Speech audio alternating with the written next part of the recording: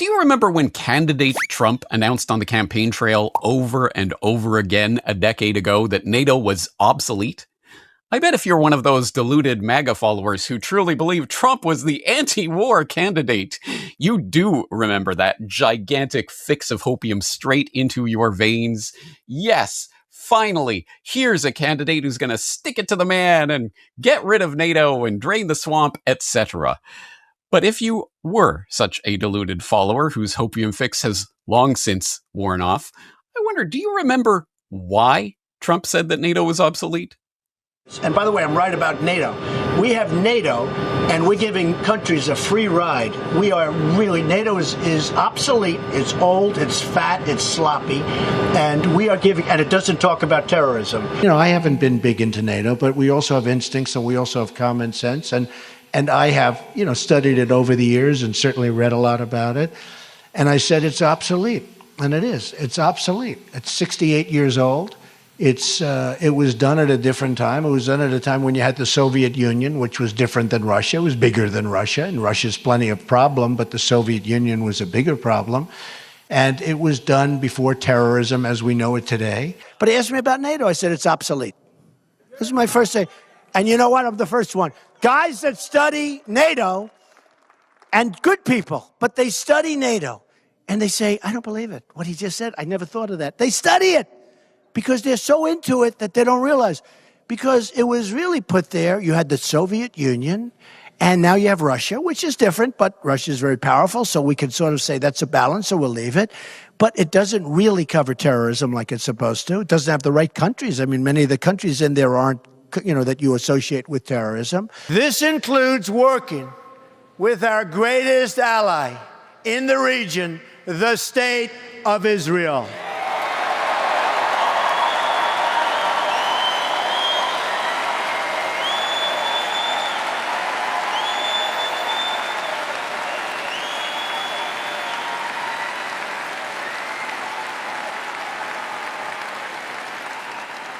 Recently, I have said that NATO was obsolete because it did not properly cover terror, and also that many of the member countries were not paying their fair share.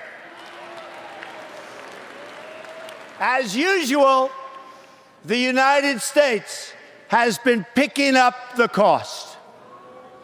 Shortly thereafter, it was announced that NATO will be setting up a new program in order to combat terrorism, a true step in the right direction. Oh, that's right. Terror, terror, terror. The terrorist boogeymen are coming to get you. Did I mention terrorism? NATO isn't doing enough about the real war, the war on terror for our good friends and allies in the region, Israel. Yay! Yes, that's the hope and change that candidate Trump was promising for those who weren't paying attention beyond the headlines. Trump says NATO is obsolete? Great, he's the peace candidate.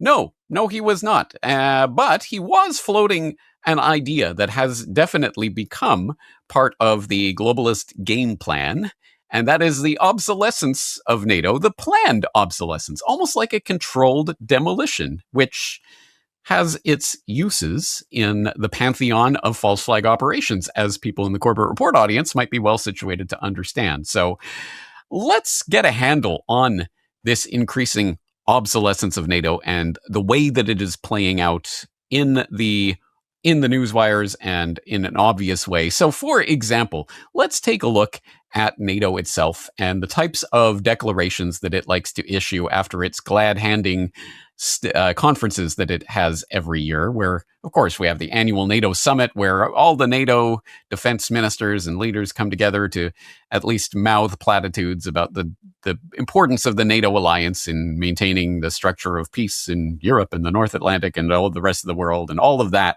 nonsense. And of course, after each summit, they issue a joint communique. And you can sort of find the tenor of the track of NATO's trajectory by looking at these statements from the past few years. For example, way back in 2023, those heady days of Biden-era NATO optimism, we had this communique after the Vilnius summit, which was a fairly substantial document. Now, of course, this is just that mealy-mouthed political platitude about how important NATO is and all of that, but also some very specific points in here about Russia, about energy security, about space, etc., the next frontier of the NATO alliance. And then by 2024, that's pared down considerably. Suddenly we have, well, again, it's still a fairly substantial document, but less substantial, only about 38 points in that document. But by the 2025 Hague Summit, last year's summit, the declaration was literally 5 paragraphs long. And the first paragraph is just mealy-mouthed platitude about how important NATO is. The second is about the allies committing to invest 5% of GDP on core defense requirements. The third is also about that exact same point, allies agreeing a 5% spending goal. And then the fourth, shared commitment to rapidly expand transatlantic defense, And then fifth is just thanking the Netherlands for hosting their summit. So literally, that is the entirety of the communique from last year. Yeah, NATO is an alliance that's doing precisely nothing. And it isn't even putting out big vision statements or big political documents that all obviously usually amount to nothing. But at any rate, they at least take the time to put out some substantial statement. Well, not anymore, because NATO is on its way out. And another example of that we can find from our good friends at the CSIS, the Center for Security and International whatever, the globalist think tank, which has been infesting these NATO waters for decades now and writing about international events from the globalist perspective. And even they are talking about NATO's brain death in The Hague from last year's summit, in which they talk about how Europe can no longer take the U.S. commitment, security commitment to NATO, that is, for granted, and how the problem with the spending target that they're setting that they set at The Hague is that it distracts from the harder and more urgent task of reforming and integrating European defense efforts. Europeans are simply unable to fight without the United States. Fixing this will require deep structural changes.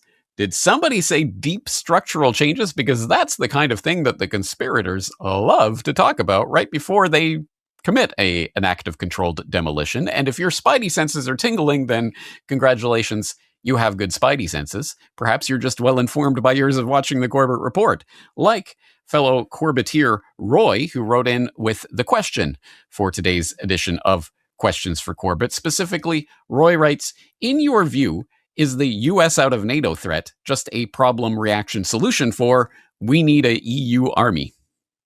Okay, thank you for the question, Roy. And to put that in terms that hopefully an even broader swath of the audience will be able to understand, yes, the U.S. out of NATO threat that Trump has been implicitly and or explicitly making for a decade now, or at the very least, Europe has got to step up and start pulling its fair share in NATO, at least that portion of the threat, is, as Roy, I think, perceptively highlights in his question, a problem reaction solution, as in the problem is the EU is basically defenseless by itself. It needs all this U.S. support, and the U.S. can't afford to be the policeman of the world anymore. So the EU is going to have to do something. Reaction, oh my God, we need somebody to step out of the play. What is going to happen? Solution, EU army? Question mark. Now that's an idea that should have sounded outlandish to most European ears even a decade ago, even a few years ago. But in today's current climate, yeah, actually, that's exactly what is now on the table. A European army. Interesting thought. But is this possible? Normally, this is where we'd say, no, not a chance, not anytime soon. But honestly, over the last year, global politics has moved so fast that the impossible of a European army has started to feel a lot more like maybe. The bottom line is simple. Europe must be responsible for its own security. This is not longer an option. This is a must.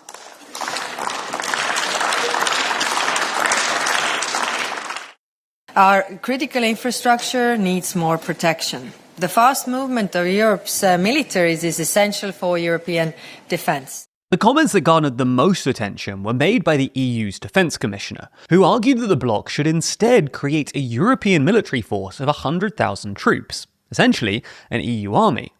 And for us, Europeans, it means that we must very rapidly build our independence.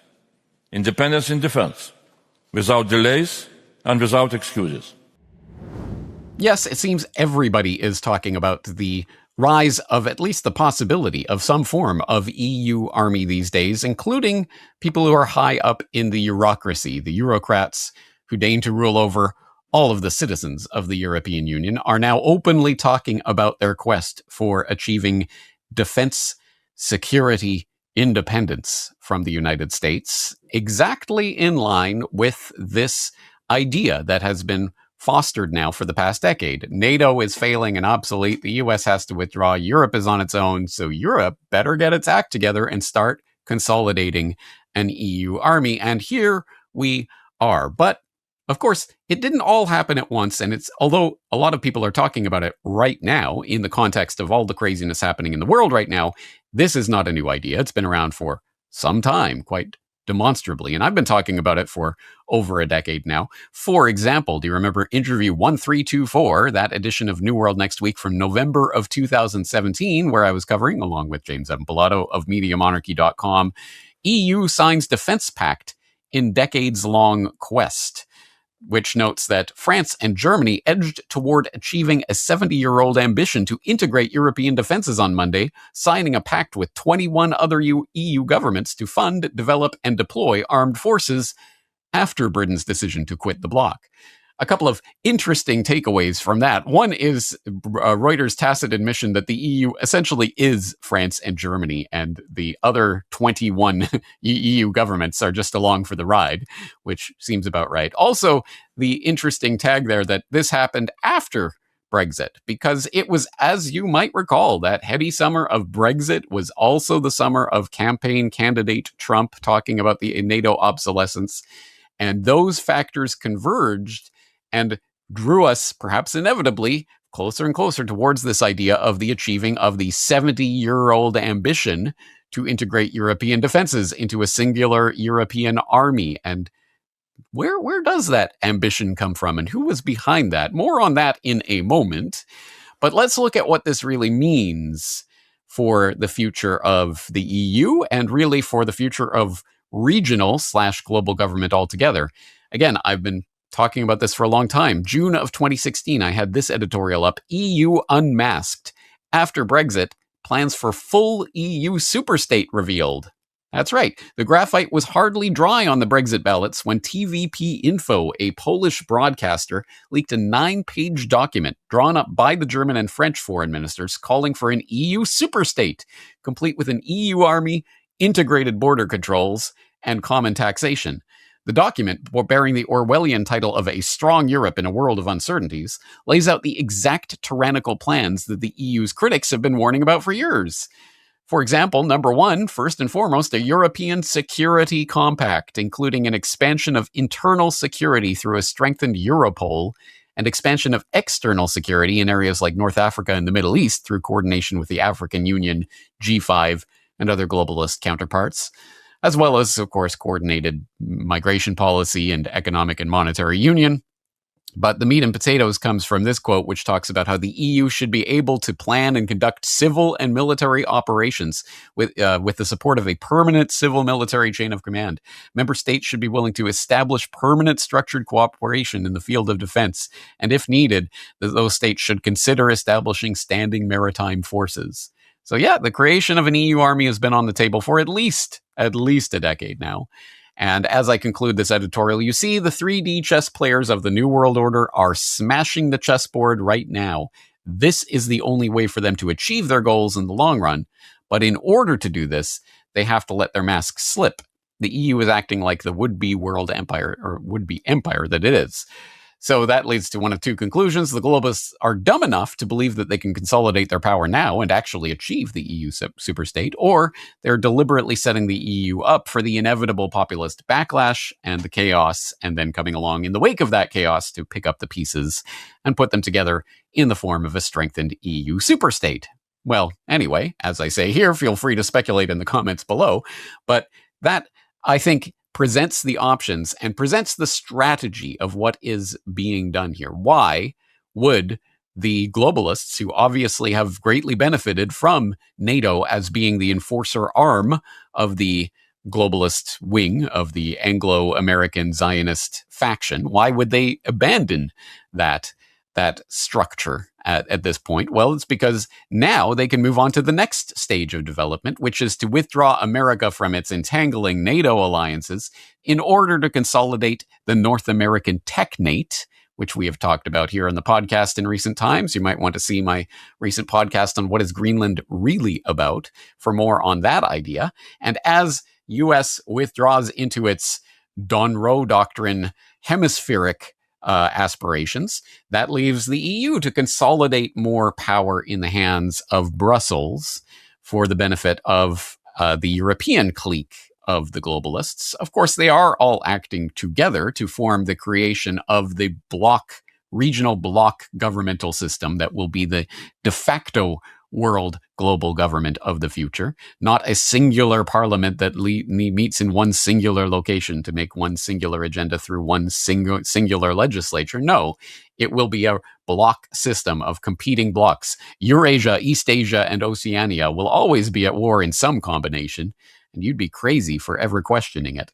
And so we're starting to see the formation of the EU army side of this. But of course, it does raise the question of what the EU really is. Where did it really come from? What is the point of the construction of this EU superstate? Who were the types of characters that were championing this idea in the first place in the wake of World War II? And if you need more information on that, you can find more information in my presentation on why we must oppose Bilderberg. And of course, what did we get from the very foundation, the very inception of the Bilderberg Group? We got the idea that the group was working towards, well, world domination, ultimately, but a very specific type of world domination. This isn't just the crazy ideas of some crazy scientist with a big map in his drawing room, as we would be led to believe by Hollywood caricatures.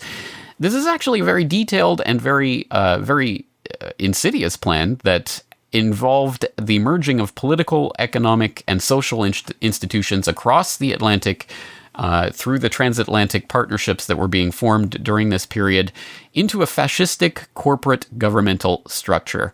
And we can get glimpses of this from the documentary record that exists of the early Bilderberg meetings, including snippets of audio recordings that have finally come to light of the very first Bilderberg meeting in Oosterbeek, the Netherlands, at the Bilderberg Hotel in 1954, including a very interesting presentation delivered by Gardner Cowles, an American attendee of the first Bilderberg conference, who talked a little bit about the notion of a shared foreign policy across the Atlantic. I think I should say frankly that we in the United States feel a sense of insecurity for perhaps the first time in our history. We're deeply disturbed that there seems to be no unity among our European friends with us in the question of what should be done in Asia. This raises the question, of course, of a unified foreign policy for the Atlantic nations to underlie that NATO military pact that had just been signed a few years earlier, as we talked about. And it also harkens back to the CFR's War and Peace Studies Group's recommendation for exactly this type of body that the Bilderberg was to become, which is a body for an institution or a grouping for people to talk people in positions of power and influence to talk about these transatlantic alliances and how it can be shaped into a coherent foreign policy. Well, just a decade after the CFR's War and Peace Studies Group was proposing it, here is people like Gardner Cowles and Prince Bernhard and Joseph Redinger and many, many others sitting there discussing exactly that, how they can more closely meld the foreign policy aims and objectives of the Atlantic nations, including, of course, the United States and Canada and all of the European nations who are convening at Bilderberg, or more accurately, the would-be ruling oligarchs, the powers that shouldn't be, over top of those nations. So it was that in 1955, the Bilderbergers met twice, in fact, and the third ever Bilderberg meeting occurred in September of 1955, the second taking place earlier in the year. And the third meeting was, the meeting minutes have since been leaked. They are available online, and of course, I'll link to them at corbettreport.com so that you can actually find them and read them for yourself. But there are some pretty interesting snippets from those leaked documents, including the fact that the Bilderbergers were talking quite frankly about the, quote, pressing need to bring the German people, together with the other peoples of Europe, into a common market, end quote, which is, again, perhaps particularly significant in the context of that Nazi Red House meeting that we talked about earlier in Strasbourg in 1944, where they talked about how the fact that the German people, amongst the other peoples of Europe, would only be able to bring about that Fourth Reich, that political power structure that was envisioned as the replacement for the Third Reich, through a European common market. Well, what were remarkably similar languages being used here? And then, of course, the leaked documents also reveal, quote, a plan to arrive in the shortest possible time at the highest degree of integration, beginning with a common European market. That sounds like a pretty concise and coordinated and very well thought out agenda, and wouldn't you know it, lo and behold, just 2 years after that conference, there they are at the Treaty of Rome, signing the very documents that would become the foundation for the European Union. Wow, who would have thunk it? And just to put the icing on the cake, and just to make sure that we understand who is really behind this initiative, of course, we should understand that many of the signers of the Treaty of Rome, including Paul Henry de Spaak, I believe was his name, was Bilderberg attendee. So again, we have the actual Bilderberg attendees proposing the formation of a European common market as the stepping stone towards the highest degree of integration possible across Europe. And then 2 years later, they're the ones sitting around the table signing the documents to make it all official. Now, the bigger context of that story and what Bilderberg was aiming at and the types of people behind it are obviously contained in that full report on why we must oppose Bilderberg. It's also, of course, been adapted into one of the essays in Reportage Essays on the New World Order. So I will invite you to explore that topic in greater detail at your leisure. But yes, long story short, the European Union Army is the ultimate fulfillment of that dream of the quest for consolidation of control of Europe, the continent of Europe, in the hands of a few oligarchs. What could be a better proof of such a consolidation than the formation of a single army? And so we have seen, of course, this idea being proposed, as Reuters noted there, for 70 years now, but it is finally coming to fruition with various agreements that have been signed and various roadmaps that have been put in place, like this one that the European Union Commission dropped last November on the Readiness Roadmap 2030, which is a white paper for European defense that outlines key proposals for various flagship projects, the Eastern Flank Watch, the European Drone Defense Initiative, the European Air Shield, and the European Space Shield. And also, it goes through milestones that can be set on the path towards this creation of a European defense. For example, the Commission establishes tech alliances for defense, connecting tech innovators with defense users, which is just some of that glorious Orwellian language, defense users. Anyway, the tech innovators that they're talking about here are, of course, the tech bros, and what they are really referring to is the complete changeover in the face of the defense industry that I've had cause to talk about for some time now. The Andurils and the Palantirs and the other providers of nifty AI gadgetry and drone warfare supplanting the old Lockheed Martins and Boeings and Northrop Grummons. That's your granddaddy's defense establishment. Now it's all these cool tech bros with tech innovators supplying these technological defense capabilities to defense users. It talks about expanding the strategic dialogue with industry in the first half of 2026 and hosting the first annual Defense Industrial Summit by mid-2026. Hey, coming right up. And what are they talking about here? Explicitly, this is fascism in the sense of corporatism, in the sense of member states of the European Union actively colluding to conspire with industry itself to directly involve itself in the process of course, getting industry on board with this new defense sector alignment. And in that regard, hey, how about reskilling 200,000 employees for the defense industry by 2026? Reskilling, yes, indeed. What does that mean? Oh, you've been laid off. Oh, you've been replaced by some AI bot drone. Oh, don't worry, guys. We have a job for you, helping European industry kill people. Yay! And they go through more indicators and milestones and other such things. And you can even read the joint communique that was released as part of this roadmap, where it talks about the virtues of creating a sovereign defense for Europe, etc., and how that's going to foster peace through deterrence, etc. Where have I heard that phrase before? And you can read the readiness roadmap itself. But I think that gives you a flavor of what is being prepared right now and sets the background for the pronouncements of such people as European Defense Commissioner, or whatever he's going by right now, the EU Defense and Space Commissioner, Andrius Kubilius, who earlier this year, yes, talked about and promoted the creation of a 100,000 man strong EU army. If the Americans will shift from Europe, how do we create an European pillar of NATO? Who will be the European secure? What's about European command and control capabilities? European headquarters? Most importantly, how we will replace, in that case, the 100,000 strong American standing military force, which is the backbone military force in Europe. Who will form our European standing backbone military force? Germans? A collection of 27 bonsai armies? Armies that look nice, but are cut down, shrunk, clipped? Or as Jean-Claude Juncker, Emmanuel Macron, Angela Merkel already proposed 10 years ago, and are supported today by experts and Europeans, the creation of powerful standing European military force of 100,000 troops. Oh, goody. A 100,000 strong EU army in the hands of Brussels. What could go right?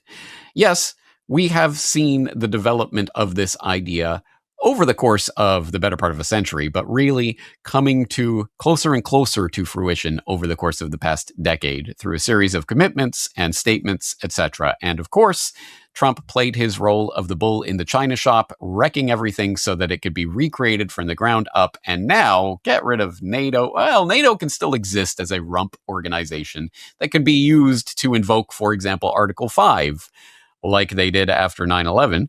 If you don't know about that, you should see my previous reporting on the subject and what the lie that sold the Afghan war, because that's a hell of a story in and of itself. But obviously, Article 5 is a great trigger that they can keep around just in case they ever need to pull off a false flag in some outward province of Turkey and blame it on whoever is the demon of the day and say, that's the reason we had to go in and invade them. So NATO still has its uses. They're not probably going to scrap it altogether. But all of this talk of the obsolescence of NATO is the problem. The reaction is, oh my God, how is the European Union going to defend itself from big bad Russia? And the solution is the EU army. So thank you, Roy, for the very perceptive question. Is this a problem reaction solution in order to create an EU army? I think all signs point to yes, that is correct. So there are a lot of cookie crumbs along this trail that you can put together to form this picture. And as a result, there will be a lot of links in the show notes for today's episode. I invite you to go explore them at your leisure at corbettreport.com/EU army. That being said, I think we're going to leave this exploration here for today, although there will be more to say about this topic in the future, I imagine. But we'll leave this here for today. I'm James Corbett of CorbettReport.com, thanking you for investing your time in today's exploration and inviting you to join me again in the near future. The Deep State. False Flags. 9/11 Truth. The Federal Reserve. Secret Wars and Hidden Histories. Fake News. Medical Martial Law. Ceaseless Propaganda. James Corbett. Reportage. Essays on the New World Order. Available where books are sold. Until they're not.